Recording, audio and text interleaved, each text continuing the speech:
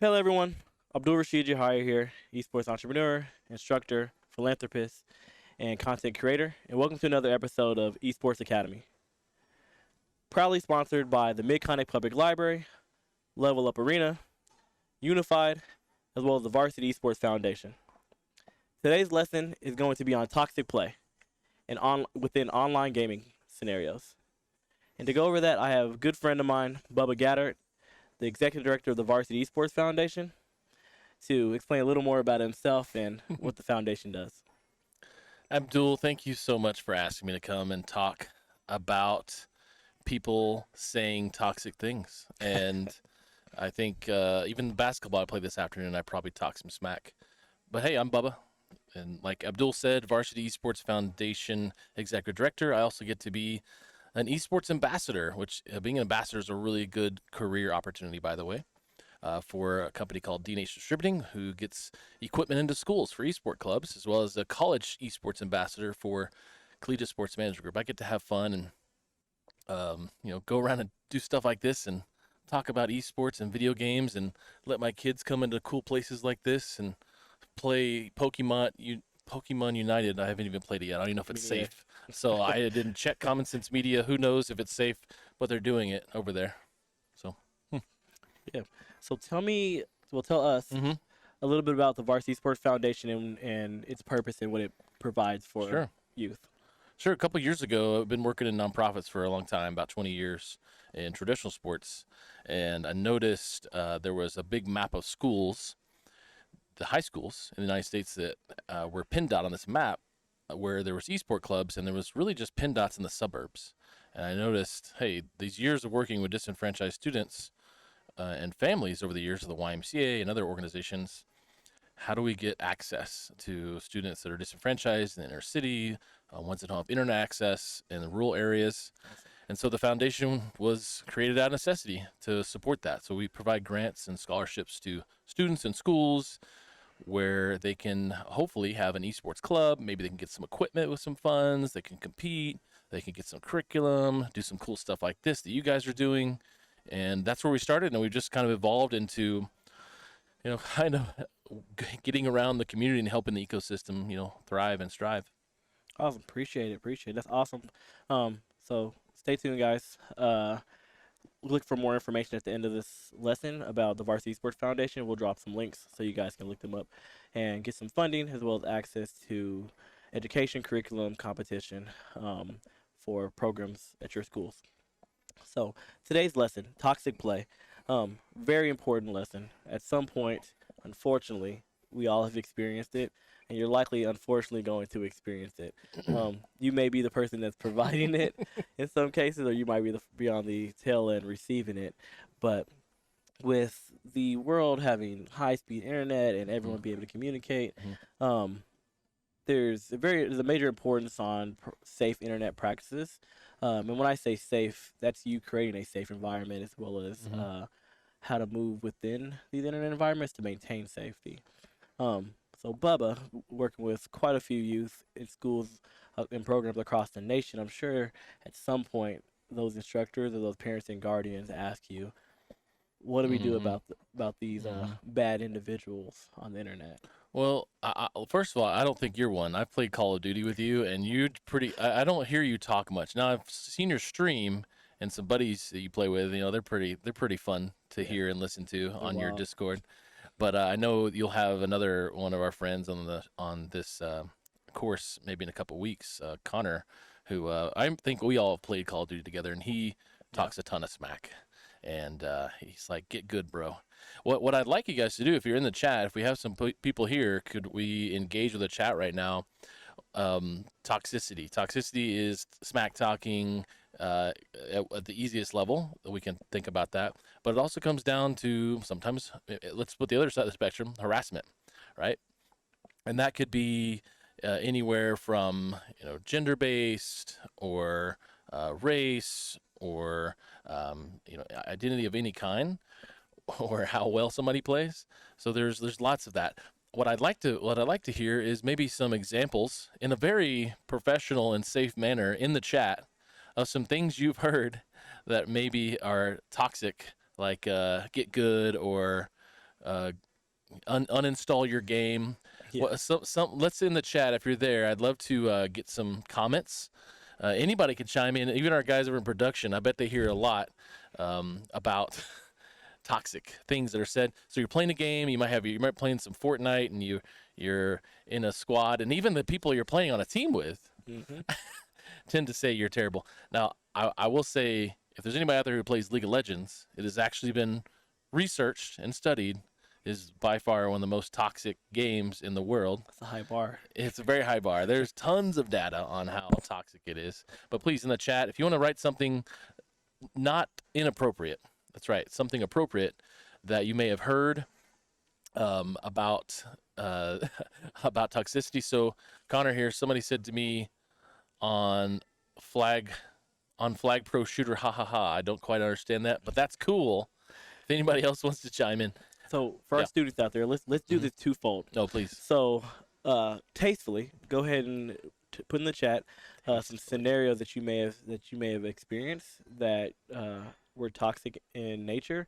But also for today's homework assignment, what I'm going to have you guys do is take out your note card, open up your Microsoft Word or your Google document, and for your logbook reference, I'm going to have you guys write down 5 scenarios that you experienced some internet toxicity and what you did to keep yourself safe, as well as situations of how you could have reduced that.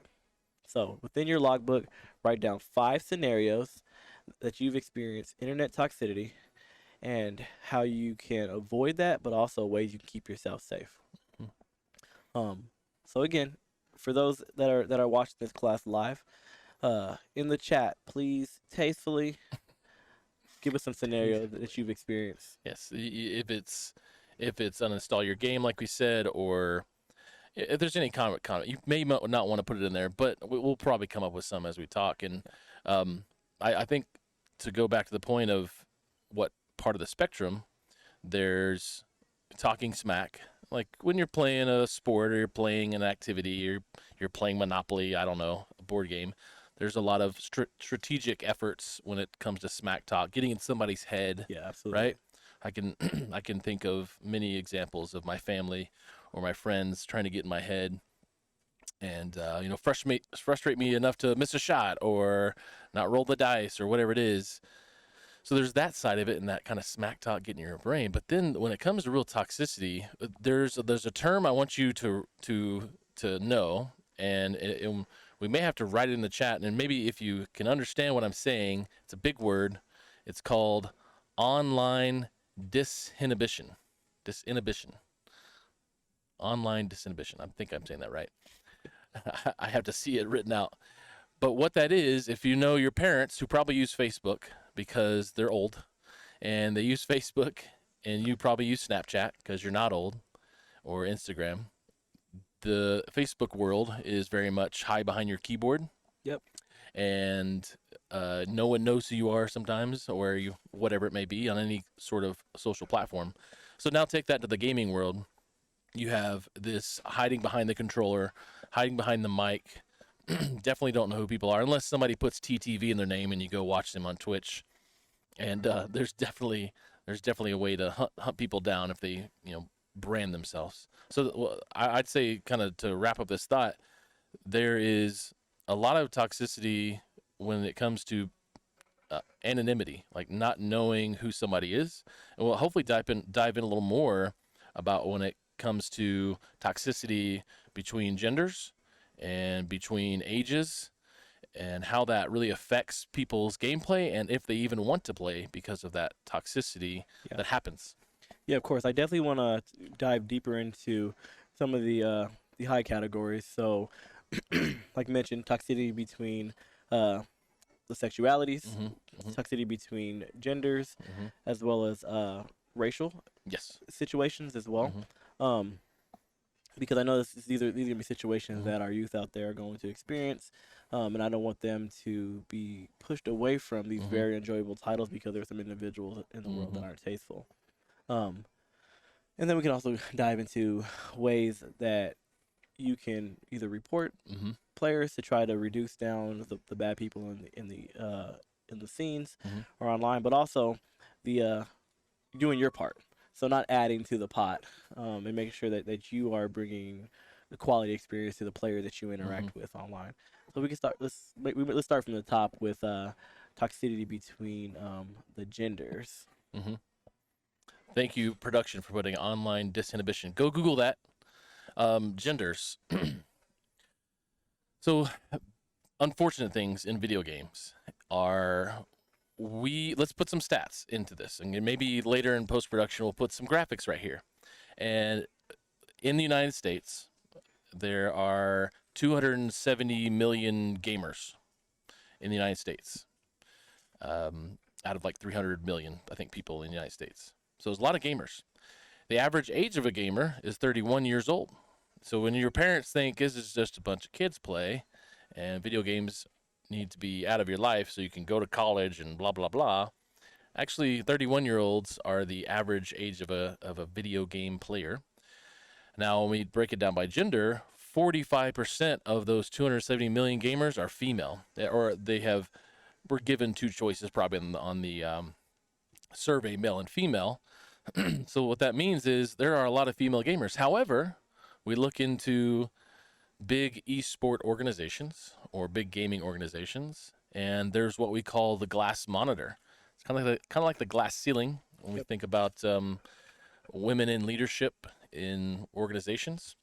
So when we think about all these numbers now and these ideas, the unfortunate part is even though we have 45% of gamers in the United States who are female, there are sadly not a lot of female players in big positions that you see on big competing teams like a FaZe Clanner or whatever. That's probably not the best example, but a lot of other organizations.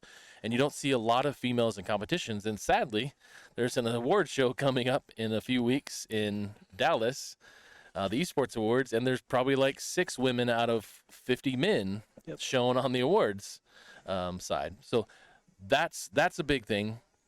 But the last part of this, which is the very sad part that I really want you to take home and think as if you're a male or a gentleman, a boy, or a dad out there watching, there are a lot of females who don't play for reasons because of toxicity. And those reasons are, and what they do because of it, is when there's so much play and so much harassment, there's 2 things that happen.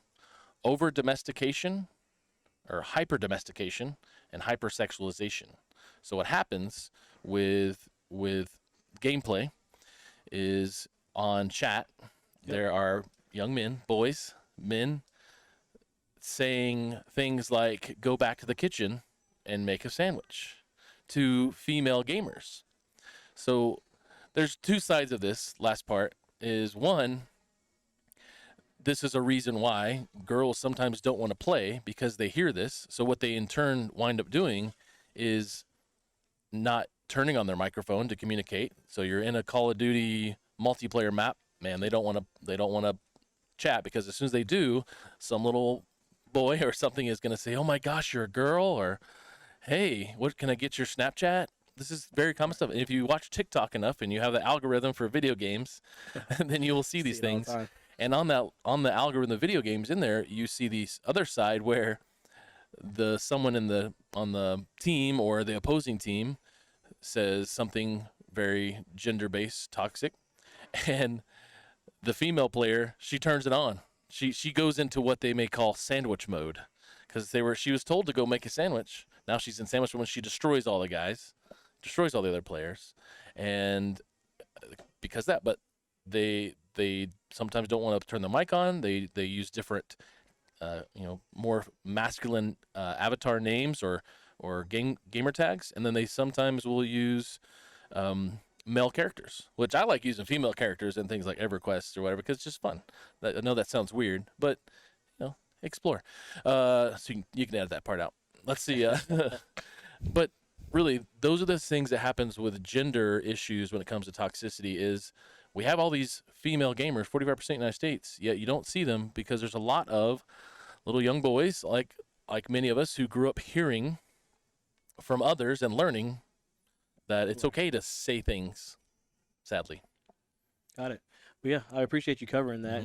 Something that's very important, as well as one thing I like to always mention when we're talking about um, female representation within the space, not just on the player side, but also on the Mm-hmm. leadership side. Mm-hmm. For our large esports organization and gaming organizations, if we're going to properly support our young ladies, we have to have positions for them to sit on in our Mm-hmm. leadership roles as well, so we make sure that we are supporting them in the way that they need to be supported, Mm-hmm. and not just the way that we perceived that they need to be supported.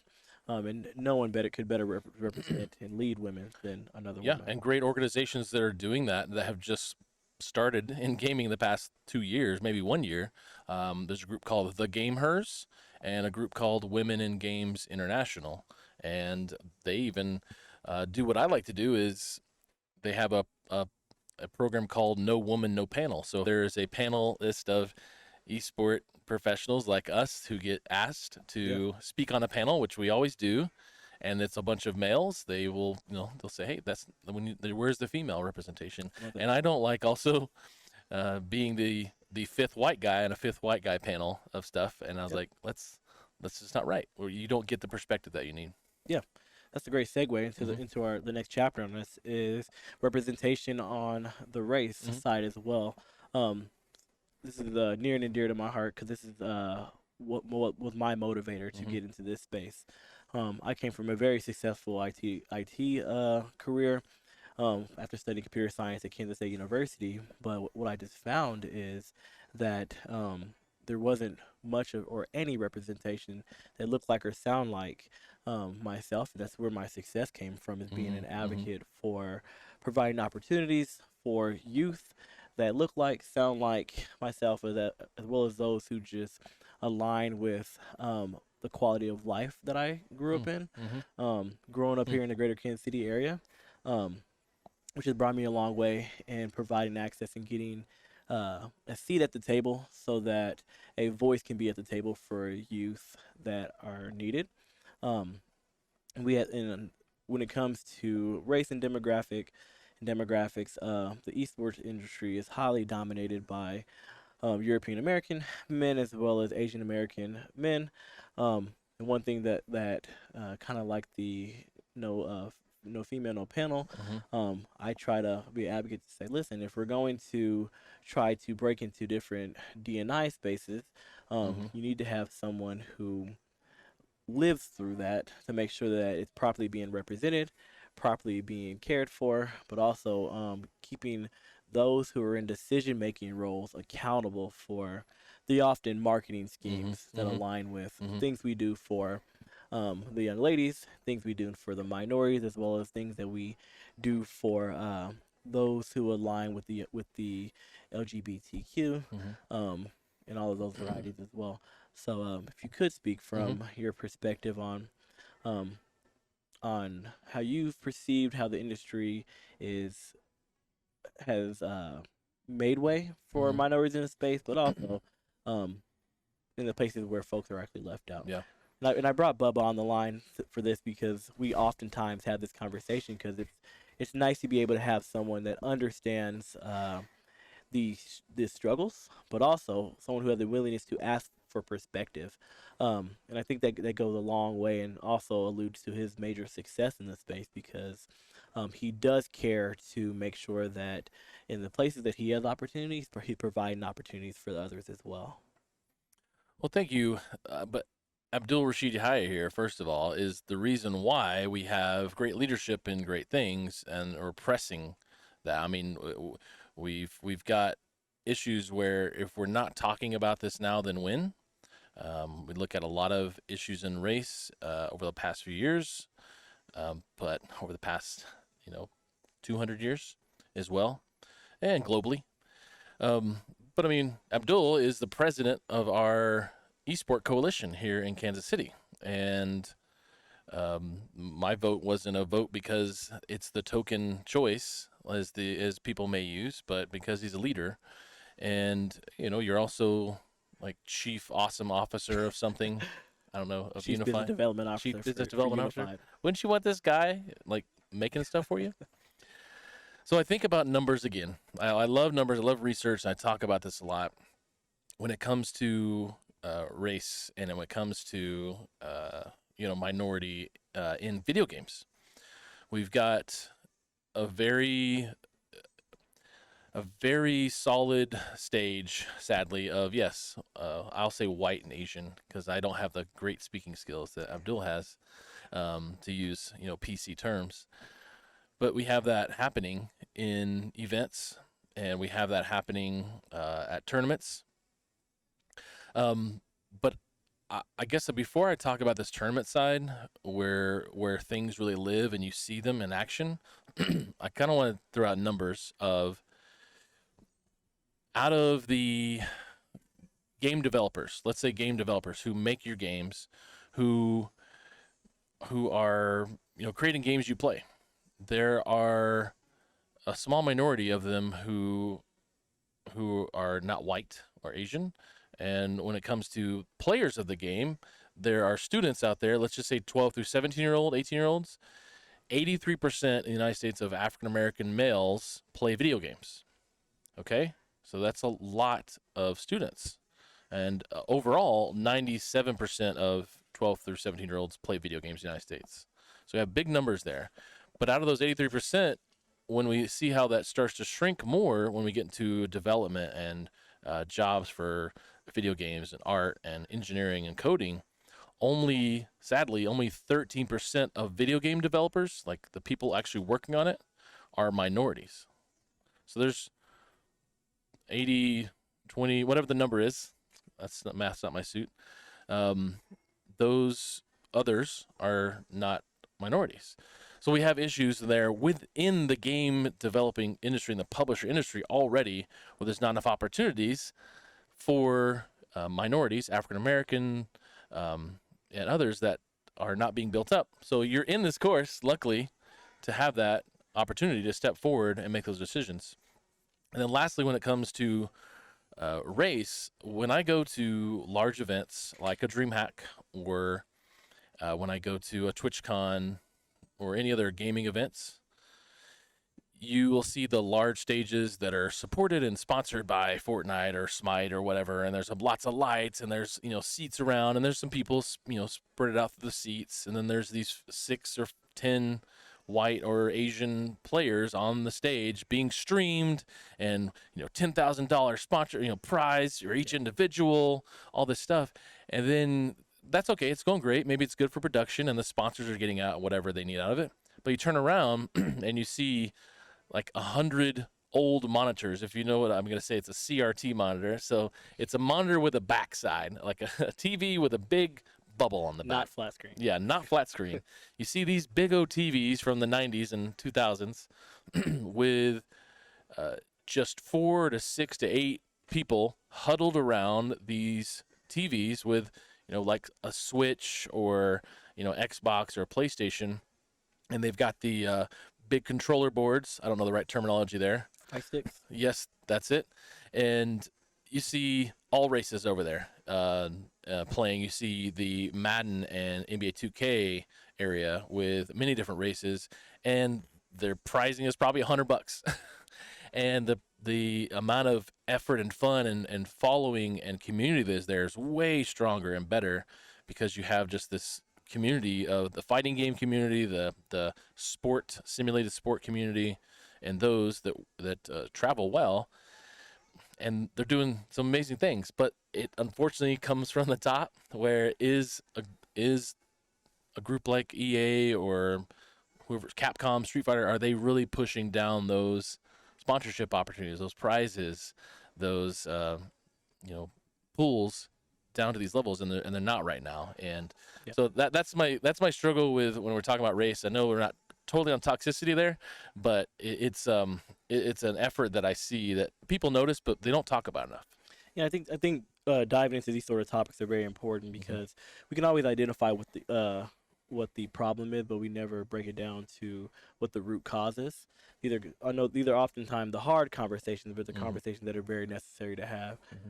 If we are not teaching these lessons to our youth as well as our elderly, who oftentimes have created the issues, they're going to continue to grow and ruin the scenes that we work so hard to actually build.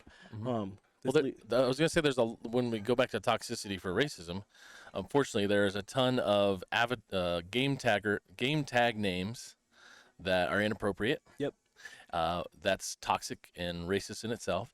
And then a lot of people who on kill cams or in teams, squads, or whatever, like to use racial slurs, and they may use that as the only word they use, and it's common and sad. And so when we talk about the racism and toxicity there with on people your own teams or other ones you play, it is just an accepted thing now. An accepted thing by these people because they've heard it from somebody else. Yeah. And I'll connect this to when we were growing up. We were watching sports, and maybe our dad or our brother was like, "Oh, come on, referee, that's horrible," or "That guy's trash," or "This guy's a bad quarterback," or maybe worse terms. So we kind of socialize those terms and those things we're doing from the people around us, our friends, or our family, and we think it's okay. Yeah. And we use those things then in games, on Facebook, on bullying. I think all you students have a lot more bullying training than we ever had. I don't think the term was ever used, and if it was bad in itself. So there's a lot to cover, but man, please do your research, keep learning, keep listening. Yep. Great segue great way to refocus back on doing your part and not pouring into the already immense amount of toxicity that's out there. The last segment on this topic that I want to touch on is intertoxicity within the sexual orientations. This is something that I've always found to be very important to touch on because it goes against the beauty of gaming communities. Video games are oftentimes the glue between many of our societies because individuals are able to come together in groups of 2 or more and share a positive social interaction that's built off of a love for a title, which oftentimes supersedes race, gender, or sexual orientation as well. But unfortunately, on the other side, there is quite a lot of internet toxicity that directly aligns with the sexual orientation that individuals align with. So if you could speak to what your experiences have been like with that, and maybe give some suggestions on how our youth can work to get rid of that. I think we probably learned it back in our day to not use terms that are homophobic. To describe just an object or to describe an action that happened or something bad that happened. We probably had it's not as relevant anymore, I don't think, because there's a lot more conversation about the LGBTQIA plus community, that you guys as students are getting a lot more education and information faster than what we did probably growing up, and then our parents who probably were not allowed to talk about it ever and talk about anything that was within sexualization.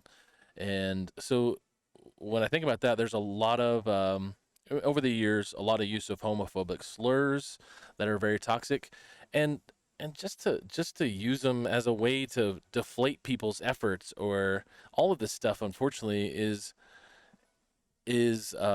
a way for people to try and get on your skin, or potentially, run your day because they're having a bad day themselves. Yeah. And you may be out there saying, you know what, I don't think about it, I don't let it bug me, I don't talk about it. But we're talking about, especially, communities that need to be protected, LGBTQIA plus, minorities, those out there. There needs to be a lot more conversation about this, because you can't just say I'm not going to listen to it, because if you're not, then you're not doing what is necessary, which we've alluded to here, is being an ally.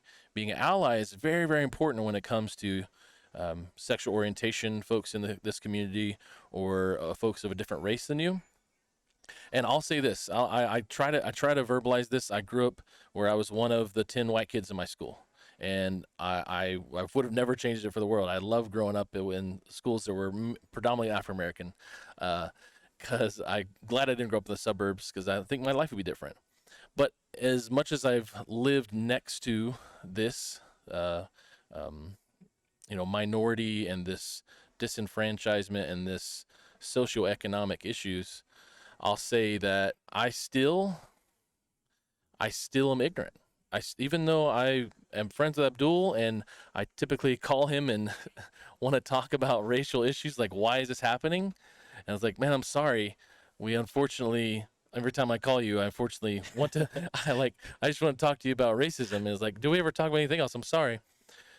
But if you're not being an ally, then you're not helping. Because I can try and be an ally, but I've still never lived in Abdul's shoes.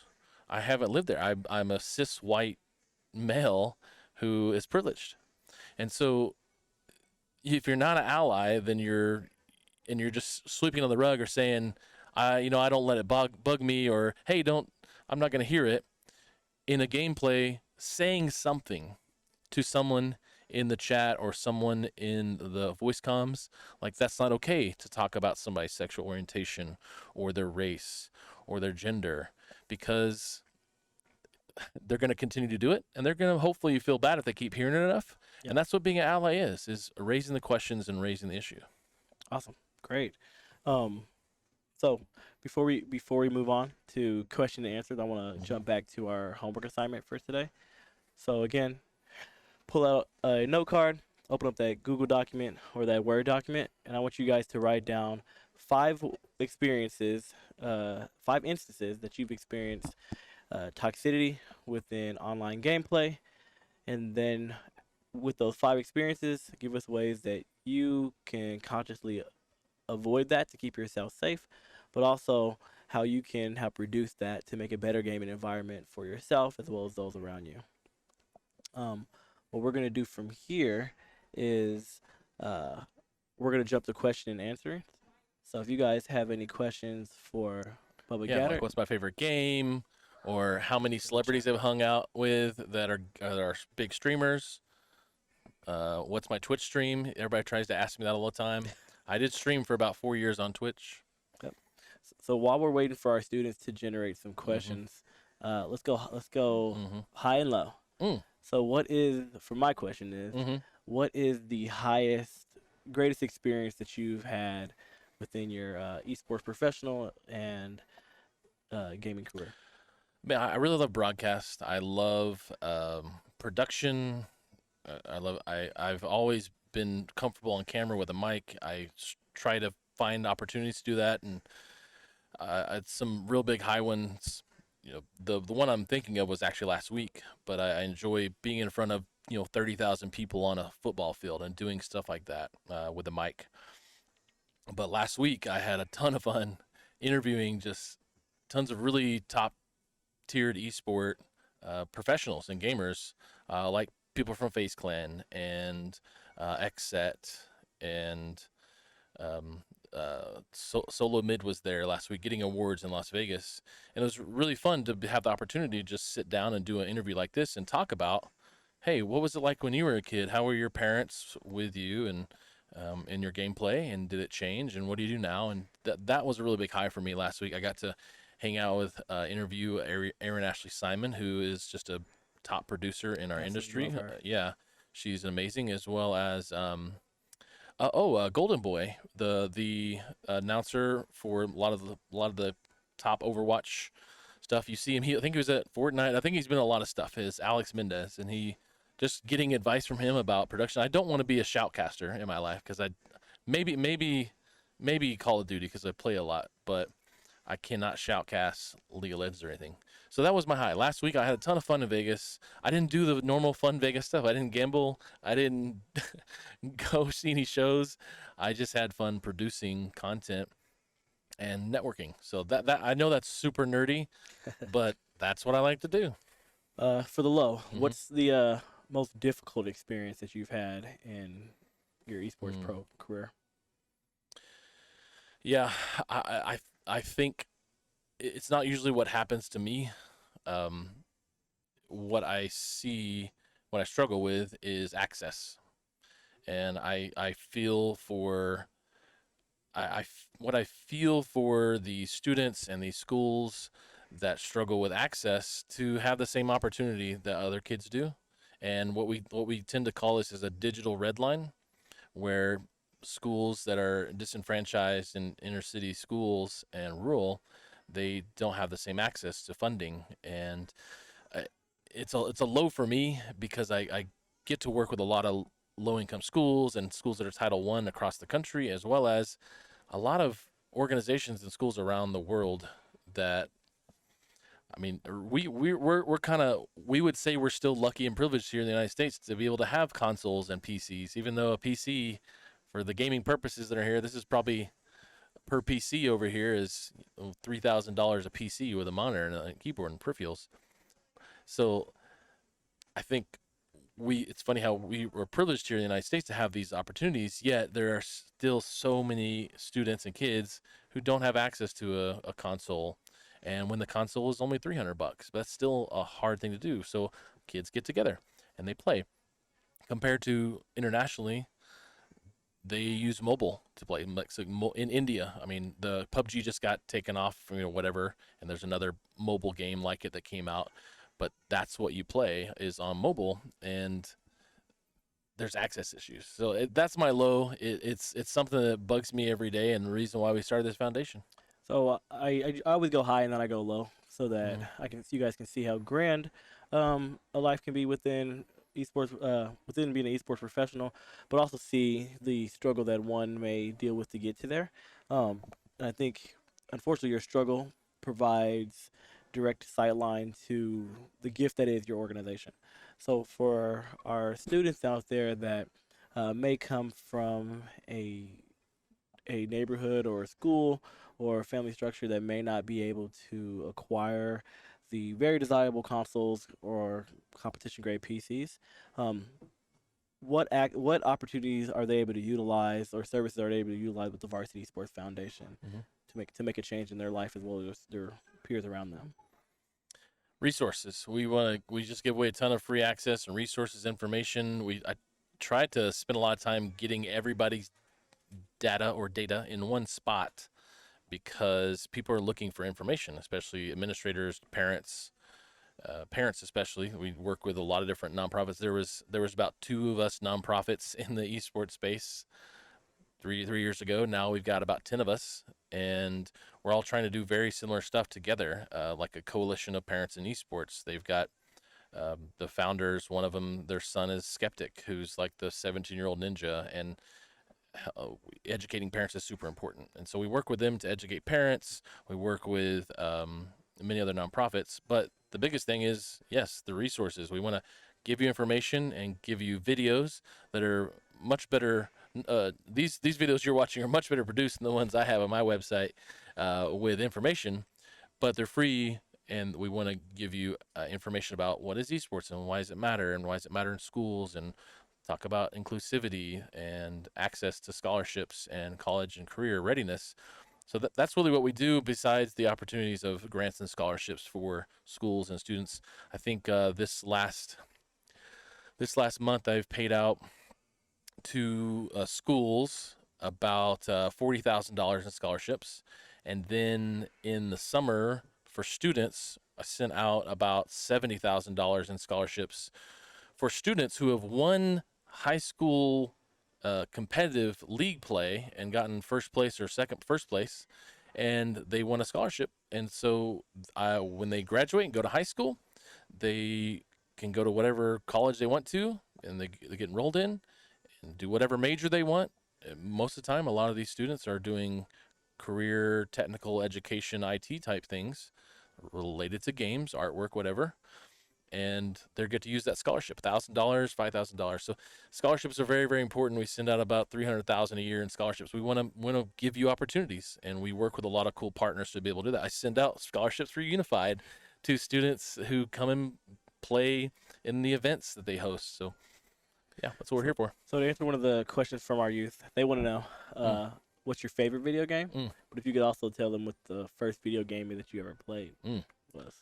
Okay, so favorite video game, I'll still probably just say World of Warcraft, even though I don't play it anymore. I played it for like 15 years because I'm a big loser. and it's super addicting. And I also took a game addiction course this summer, which I didn't play video games for 90 days, and it was super Wow. helpful. I lost 40 pounds. Look at that! Look at that! When you don't play video games too much. Now 90 days you don't have to do, but hey, it's in moderation, right? World of Warcraft probably my favorite game. Now my dad worked at Radio Shack when I was a kid, so we had access to uh, like really old games that I don't know if anybody's ever heard of, but it was on IBM computers where you could do text-based adventure. So if you've ever read the book Ready Player One, and you've probably seen the movie, the book is quite thrilling, but it has a ton of 80s and 70s and 90s kind Exciting. of stuff that I can relate to as a 39-year-old. Awesome, awesome. Well, Bubba, I appreciate you coming on our class today and speaking to our youth about toxicity within online gaming scenarios. Um, we're gonna end this class here Mm. now, but before we go, we want to give a thanks to our sponsors, that being the Mid-Continent Public Library, Unified, the Varsity Esports Foundation, and Level Up Arena for bringing the class to you all out there and providing an opportunity for us to tell you how to become esports pro, but also learn more in the Esports Academy. So, guys, thanks for tuning in. That'll be the end of this lesson, and we'll see you guys next time. Have a good one. See ya.